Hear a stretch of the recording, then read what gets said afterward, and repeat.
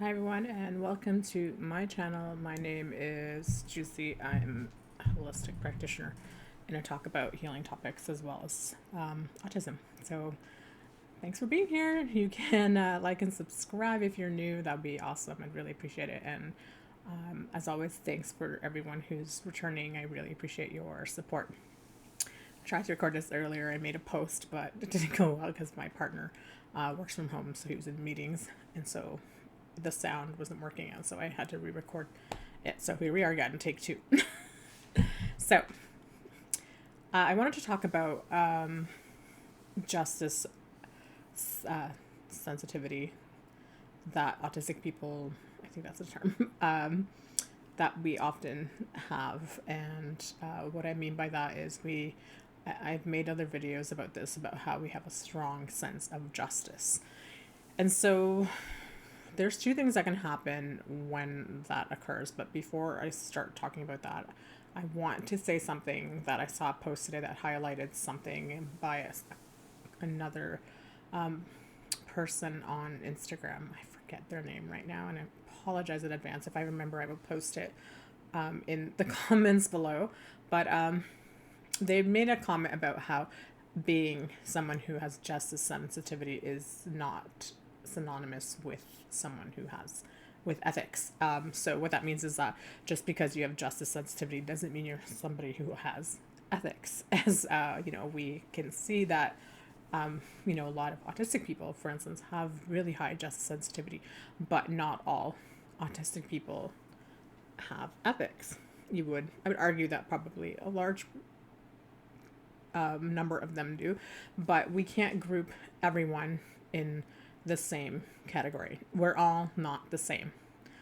Whether we're autistic or neurotypical, not everyone is going to be the same. And so there are people who you might have high justice sensitivity, but you don't have the ethical component to that.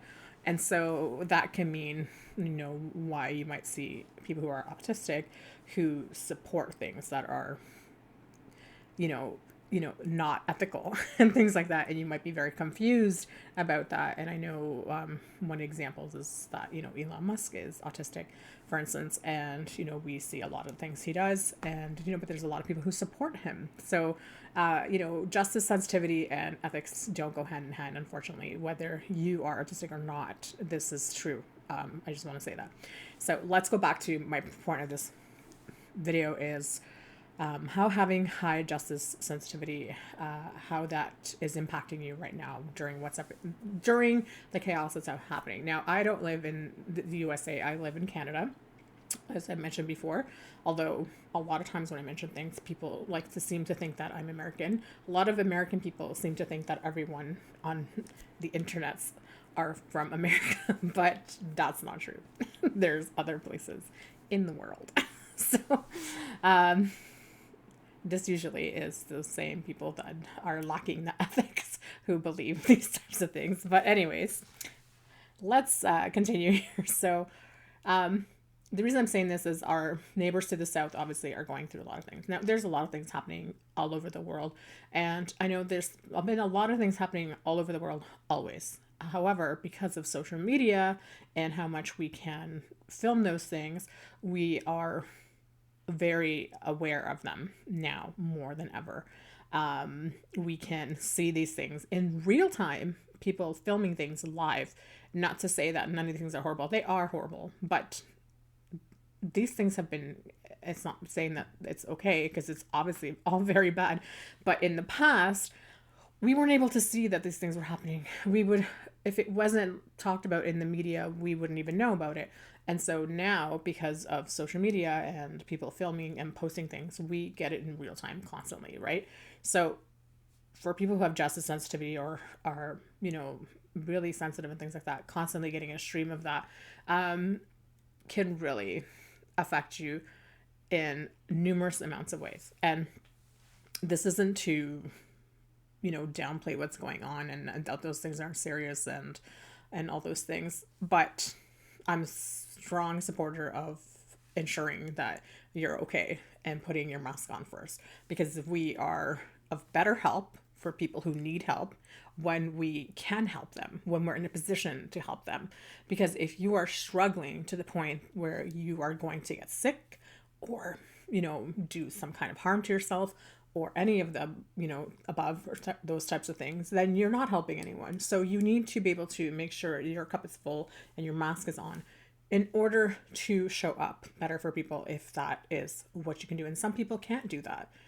I think that it can be ableist sometimes, thinking that everyone should be doing their part. And, how people, can contribute can look different for different people. And you cannot judge people, because you have a lot of people on the social media who also be like, you have to be like, you are complicit and all these things. And you have no idea what someone else is going through in their own life. And I can, as someone who's been an activist my whole life, I and spoken for other people and have stood up for other people, I know that not everyone is in a position to do that. Maybe they're in very harmful situations. Maybe their health is not in a good place. Maybe they have serious mental health disorders or nervous system dysregulations, and they're suffering in different ways that they can't contribute. So what I wanted to say was this: any way you can help, regardless of what that looks like, is a great help. It's not required, but it's helpful. But don't let anyone shame you or judge you, or, well, people are going to judge you anyway, but don't let anyone shame you and say something awful to you because you're not showing up in the way that they want you to. Because we need people to be coming from love. We need people to be coming from a place of support and friendship and kindness. We need more of that, because you cannot fight hatred with throwing more vitriol and being more unkind. You can only fight that type of stuff with more love and kindness. Okay? So if you're someone who has high justice sensitivity, all these things that are occurring right now may make you either be very angry and start to get really angry at what's happening, or it'll make you shut down, want to pull away. So these are two valid reactions. Maybe you might flip between the two and be like freaking furious one moment and then have a shutdown after. So both of these are completely valid. So there's two things to consider. One, when you are in the angry state, it's important that you become grounded in this.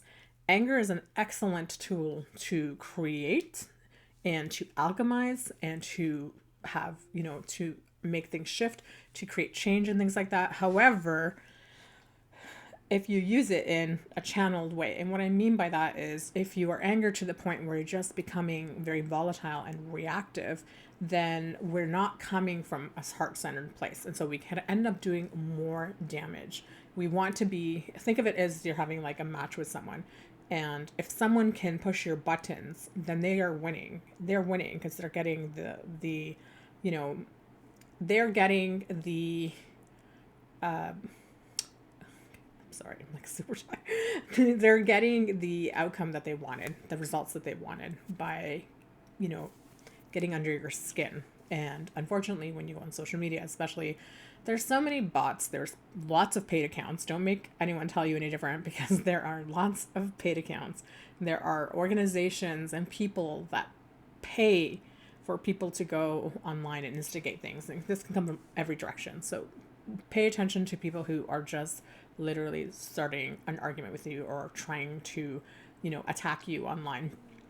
My best is to either come from a really grounded state, a calm state, or just don't engage. And don't engage, delete or ignore people like that, because you're never going to get an outcome from those people. They're there just to agitate you. And someone said, never wrestle with a pig in mud, because they love it and you're just going to get all dirty and muddy anyway. So I really loved that expression, because it's great, because those people, that's all they want. They want everyone to be writhing in the mud together. So never wrestle with a pig in mud, because they love it, they're enjoying it, and you're just going to get muddy with them. You're not going to change your mind because they're a pig in mud and they want to be there. So what we can do is, when we're getting reactive, is to pull back, put your phone down if it's on the phone, do a deep breath if you can breathe. It's not always going to be like, you know, you're not always going to be able to do that in some situations, especially if you're in person and you're in these places that all these things are happening. You're going to be reactive. Unfortunately, you can't do anything about that. And, you know, that's just the way it is. And you're also like trying to be safe and things like that. So that's a very different scenario. And in which case you do what you need to do in those situations. But when we're talking about like people online and things like that, or even in person, when you're out and about in regular conversation, don't engage with people like that. They're not even worth your breath, to be honest with you, and you're never going to change their opinion. Just find other people to talk to. And, you know, Mr. Rogers, the Mr. Rogers quote is going around a lot right now, which is find the helpers. And this is important because I said it in a few of my posts all over social media. I go, you're going to find people who are holding the light, who are being the supportive ones, who are showing up with kindness and love. What you want to do is band together with that energy. You want to find the people who are actually coming from a place of warmth, love, and connection and safety. People who want to create something new. People who want to stand up and are fierce and brave, but kind and compassionate. And those things are very important. Very important, because you don't want people that are just looking for the fight. You want people who are really, really wanting to create that change. So my advice is to not engage with people like that, because you're never going to change their opinion. They're not looking for their conversation. They're looking to stir the shit on purpose. And so just don't. It's not worth your time, and it's just going to agitate you even more. And so if you're someone who's angry and reactive, just, you know, try to ground that energy and use it for other things. You can organize, you can protest, you can rally, you can create art that is meaningful. You can email your politicians. You can create support groups. You can, you know, churn that into something that will be more meaningful and impactful, you know? So those are some of the things you can do. Now, if you're someone who isn't shut down because you can't handle all that, it's too much and you need to stay away, here are some things that you can do for yourself. First of all, please tend to your nervous system and your own spirit, because for some of us who are very highly sensitive, especially those of us who have PTSD or CPTSD and trauma from past experiences, maybe from our childhood and from past relationships and things like that, it can be more than overwhelming when we start to see this type of violence around us. It is very activating, and all these things. Triggering is, you know, I want to say triggering, but it's much more than that. And so we can shut down in situations like that. And we can also feel very helpless because of that, because we're shutting down because of our nervous system, and you can feel helpless that you're not doing anything. But you don't need to go out and do all those things to be doing something. So one of the things you can do is practice on, like I said, getting yourself to a better place, putting on your own mask, making sure that your mental health and your nervous system, your physical health, all those things are good. And then the other thing you can do is to, honestly, and I don't care if you don't believe these things, that's okay. This is a healing page, so I'm obviously talking about topics like this.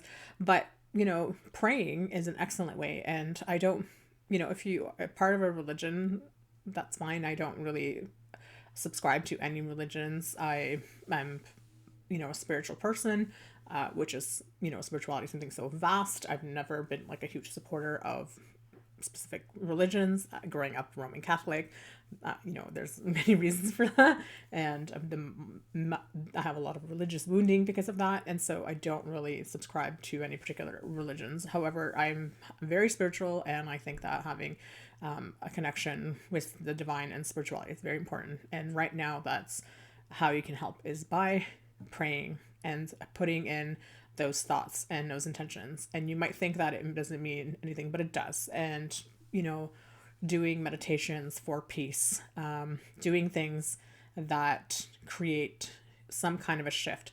Our energy is just that. It's like, think of you as a battery, and everything that you do emits a signal. And so when you do that stuff, you emit that frequency outside. And so there's a ripple effect that occurs when you do these things. So don't underestimate the power of your own energy. Just seeing those like Buddhist monks, they're not doing anything. They are walking. And yet look how much impact they have had while they have been walking for peace, just by walking. And it's just been so incredible seeing people connect with stuff like that. And it's beautiful. And so in your own way, you can do something like that where you pray for peace, or you meditate for peace, or maybe you walk for peace and take a walk by the lake and river and think about sending peaceful thoughts to the world or wherever you want to send it. And so these are little things you can do by yourself that will create an impact energetically, that will create an impact in a more peaceful and gentler way that can help to sustain like a more regulated nervous system. And so this is something that you can do that doesn't require you to interact with other people, because some people just aren't able to do that, So I just hope that you're taking care of yourself during this time. And I just want you to know that I know it feels like things are dark and that things won't get better, but I'm one of those people that always thinks that there's always like a light at the end of the tunnel, and that there's always a reason to have hope. And one of the good things I'll say is having watched like all these people come together and seeing the mass amounts of people that just are coming together and rising up and standing firm, like side by side. And it's something wonderful to see. It is something wonderful to see. So when you feel discouraged and like everything is going to hell in the handbasket, I want you to know that there's far more good people than bad people out there. I promise you, there are far more good people than bad people. Unfortunately, the bad people are always the loudest. They're always the loudest and cause so much pain and damage. And it's been hard for me because I have people that I'm friends with on Facebook and stuff, and that have been celebrating like these people dying, and I'm just like, how have we been friends like all these years? And I just, how did I not see this part of you? Like I just don't know. Like it's been very unsettling to say the least. But it's just like for people doing mental gymnastics, trying to make excuses and for all these people dying. It's just anyways, just because I don't want to get into the discussion of that, but it's been very hard to see people. I feel sad for those people. I don't know how they got there. Because these are people that were good. And the only thing I can think of is that mass amounts of brainwashing and gaslighting to allow people to get to that state, because it's very sad and scary. But I feel sad when I see that, because I just don't know how people can be that way towards other people and see other people die and say things like that. It's just not, it's upsetting. So for everyone else out there, and this doesn't affect me in the same way as other people who are in those situations, but I still, I'm concerned.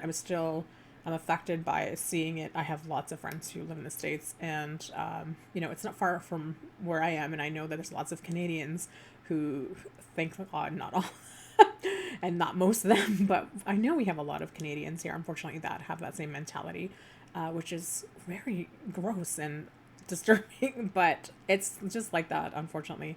And so I just want you to know that this is one of those places where we can cultivate kindness and safety, and a place where you will be protected for all marginalized people, for all the people who don't have a voice. This is definitely one of those spaces where you can feel safe and welcome.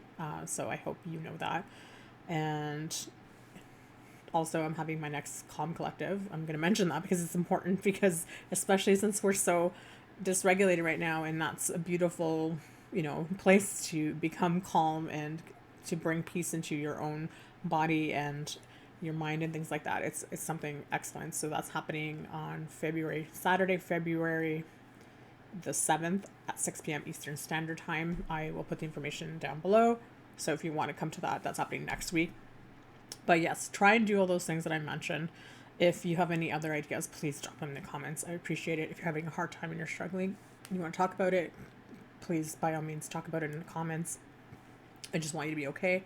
I want people to have networks of support. I want people to feel that it's going to be okay. I want people to know that they're not alone. And so this is just me telling you that it may not be okay right now, but I really think that we will be okay. And I want you to know that you're doing an amazing job and you're doing the best that you can. And you're needed here, and I appreciate you. And I just hope that you know how important you are, and and you might feel like you're not doing anything, but I just want you to know that you are doing a good job. You're doing a great job, and I appreciate you so much. So anyways, this is my quick impromptu video that I just wanted to say these brief messages to everyone. I hope you're doing okay. And that is it. So please take care of yourself, take care of one another, and remember, look for the helpers. Okay? Take care. Bye.